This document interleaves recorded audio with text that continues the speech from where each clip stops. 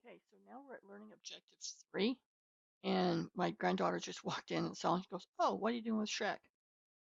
All right, just a little secondary sources and conducting primary research. So in this case, it says Chicago is the Windy City, and New Orleans is the Big Easy. What is Glendale, California? Boring. That's what municipal branding firm North Star Destination Strategies found after conducting a year-long study on the inconspicuous neighbor of Pasadena and Burbank. To improve Glendale's image, which is what they're after, North Star recommended the city council leaders adopt Your Life Animated, a marketing and development campaign designed to rebrand Glendale as the home of DreamWorks Animation. DreamWorks is behind Shrek and Kung Fu Panda. So then, which type of research data would be best at helping cities evaluate their strengths and their weaknesses?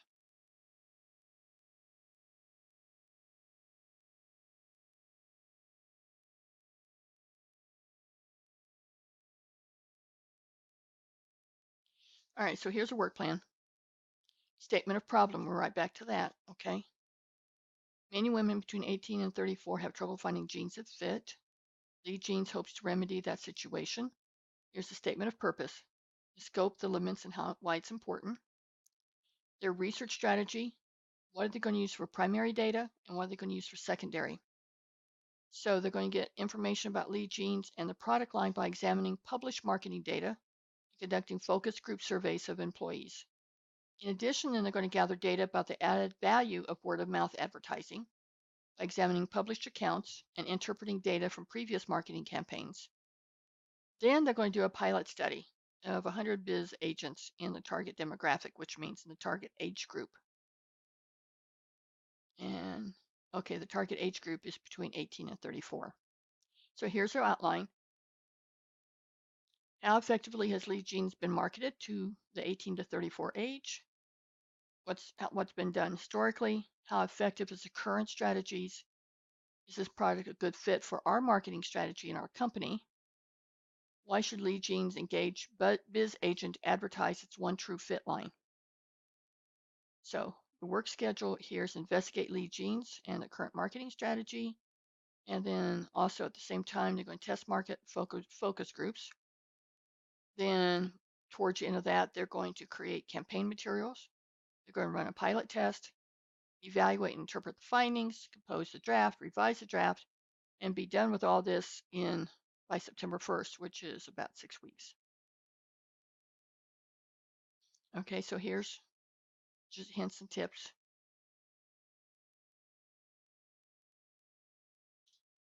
So background or historical data, these are the questions to ask. To get statistical data, this is what you want to ask.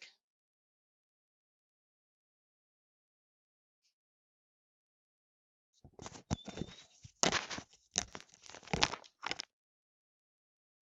on, Charlie. Stick you into Linda.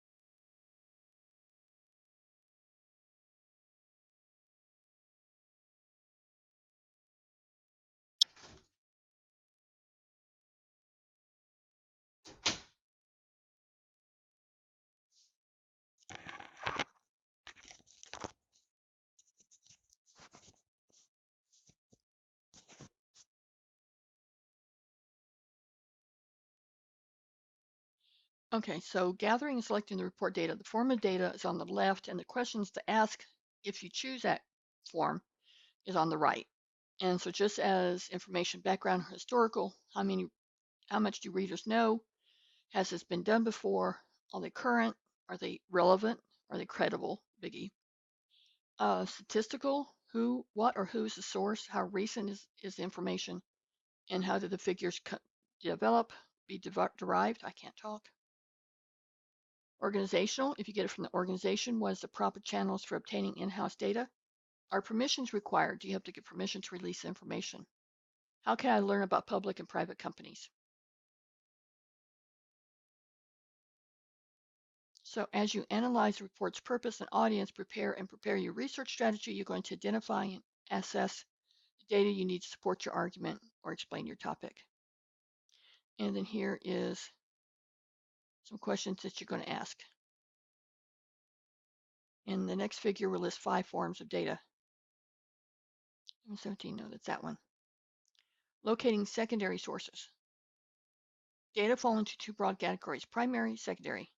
Primary data is firsthand experience and observation, okay, so it's this. Secondary data comes from reading what others have experienced or observed and written down.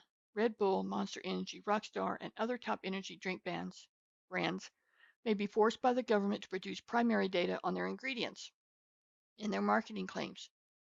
Okay, so these same sets of data become secondary after they've been published. Okay, newspaper reporter uses them in an article about energy drinks. Secondary data is easier and cheaper to gather than primary, which might involve interviewing large groups or sending out questionnaires. Modern librarians are sometimes called information curators. That's an interesting article. All right, print resources. Although we're seeing a steady movement away from print data towards electronic, print sources are still the most visible part of most libraries, such as books. Quickly outdated books provide excellent historical in-depth data. Card catalogs. I haven't seen a card catalog in years, but evidently some library, I think some of the larger ones, like maybe ones in New York City and stuff like that, still have card catalogs with all the books indexed on 3x5 cards. Online catalogs, most libraries have computerized their card catalogs and allows users to learn not only whether a book is located in the library, but whether it's available. Periodicals are magazines, pamphlets, and journals because they're recurrent or periodic publication. Journals are a mixture of scholarly issues. Most likely people that are either in the field and they have a PhD or they're considered expert. They write articles depending on their research or what they're doing for publication, and that's what journals are. Articles in journals and other periodicals are extremely useful. They're concise, limited in scope, and current. Indexes. University libraries today offer online access to the Reader's Guide to Periodical Literature. I've looked at that so much. An index now offered by EBSCO, and they're like an online database for people that has everything in it. Contemporary business writers rely almost totally on electronic indexes and research databases. When using web-based online indexes, follow the on-screen instructions or ask for assistance from a librarian. Research databases will probably begin your secondary research with electronic resources. Most writers turn to them first because they're fast and easy to use. A database is defined as a collection of information stored digitally so they can be accessible by computer or mobile electronic devices. 5 databases most useful to business writers are these guys. ABI Inform Complete, Business Source Premier, EBSCO, JSTOR Business, Factiva Dow Jones, and LexisNexis Academic. Developing a search strategy and narrowing your search can save time. Effective search strategies take time to master, therefore before wasting time and retrieving lots of useless material, talk to your librarian. So let's look at ABI Inform. They've indexed over 4,000 journals and features more than 2,900 full text documents about business topics. If you can, you always want full text. Okay. Users can access newspapers, magazines, reports, journals. Search shows sustainable development and energy efficiency. So this is complete. They've done a search here, and these are what I would call the hits. Over here you select whether you want full text, peer-reviewed, journals, what type do you want, newspapers, wire feeds, so that type of thing.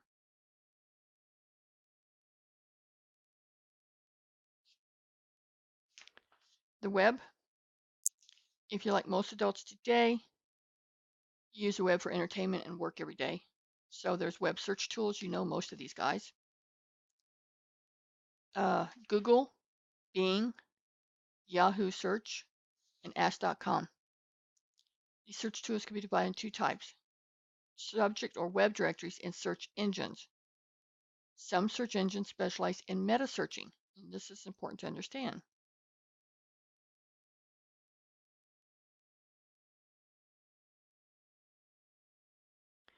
This means they combine several powerful search engines into one. Okay. Search engines differ in the way they trawl or the way they handle vast amount of data. Google uses automated software called spiders or bots that crawl across the internet at regular intervals to collect and index the information. Search tools such as natural language processing technology enable you to ask questions to gather the information. Both search engines and subject directories will help you find information. So business.com, IT consulting, this is information about it.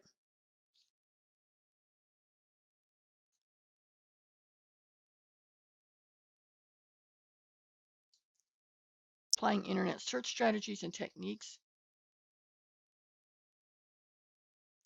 This would really help you to do research or just to find out anything personally. Okay. Use 2 or 3 search tools. Conduct a topic search using a subject directory as yahooabout.com or Open Directory Project. I've never heard of that one. Then switch to a search engine. Know your search tool. Take advantage of special features, news, images, video, books. Understand case sensitivity. Use lowercase unless you're looking for a term that is usually written in upper and lowercase. Use nouns as search words. Combine keywords into phrases. Omit articles and prepositions. Use wildcards, and that's an asterisk. And bookmark the best. Keep track of your favorite internet sites. To improve odds of discovering the most relevant sources, try additional strategies. This is called Boolean searches. These will really help you narrow it down and help you find out. Okay. If you put a word "and" in there, like employee and productivity and morale, it's going to hit on employee, productivity, and morale. If you do "or," it's going to hit employee or productivity or morale. So any of those three will get a hit. Excludes employee productivity, not morale. So you're going to get employee productivity or morale, but you're not going to get them combined. And then find documents containing target words within a specified distance. Employee near productivity. So then keep trying and repeat your search a week later because things do change. And staying on top, what you do when you find your information.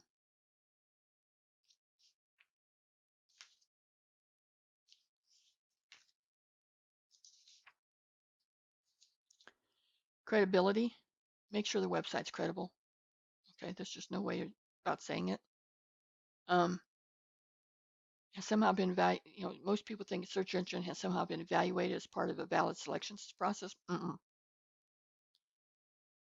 Information at many sites has undergone editing, unlike information we read in journals and most reputable magazines is reviewed. However, information on the web is much less reliable. Wikis, blogs, and discussion forum entries illustrate this problem. They change constantly, they disappear fast. You can't verify. You do not want to put unverified information into a report. Wikipedia and other encyclopedias. College level research requires you to use general encyclopedia. That means you will not cite Wikipedia, Ask.com, general encyclopedias, search engines, or similar reference works. Their information is too fluid and too general, and people can just mess with it. However, they may provide their own references where they got some, so you can't use them, but you may use them as a gateway. Does that make sense?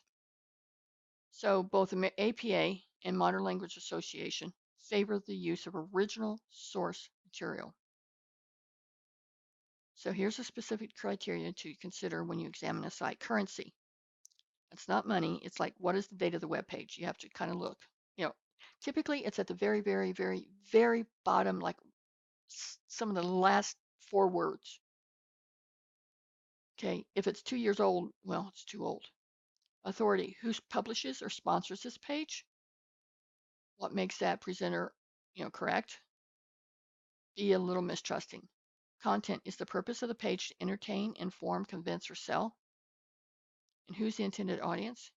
Accuracy, do the facts that are presented seem reliable? Now, when you conduct your primary research, surveys collect data from groups of people before developing new products. The advantages of surveys are they gather data economically and efficiently. Mailed or emailed surveys, of course, have disadvantages. Most of us rank them with junk mail or spam. I'm guilty of that. Furthermore, respondents may not represent an accurate sample. So you may be getting only one part of the picture. Final problem surveys has to do with truthfulness. You can't be sure that people are answering like the truth, or whether they're honked off and they're answering because they're still mad. Select the survey population carefully. Explain why the survey is necessary. Consider incentives. I've done a survey where you got paid a dollar bill. Limit the number of questions.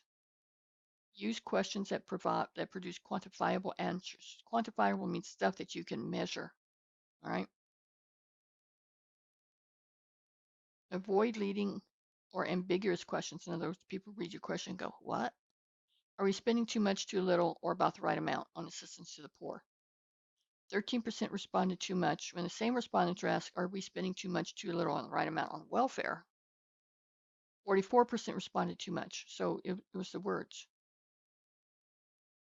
Make it easy for your respondents to return the survey and conduct a pilot study, which means test out the questionnaire. So here's your old friend, pre-writing, drafting, and revising. So here's the student survey. Use groupings that do not overlap. All right, male or female, do an explanation. Allows respondent to add an answer in case choices provided seem insufficient. Use scale questions to channel responses into quantifiable. You can do the statistics on this much better.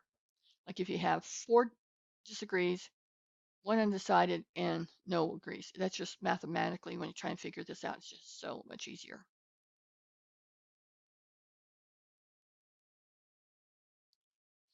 Interviews. Locate an expert. Prepare for the interview. Maintain a professional attitude at all times. Make your questions objective and friendly. Watch the time. If you promise them 15 minutes, stay 15 minutes.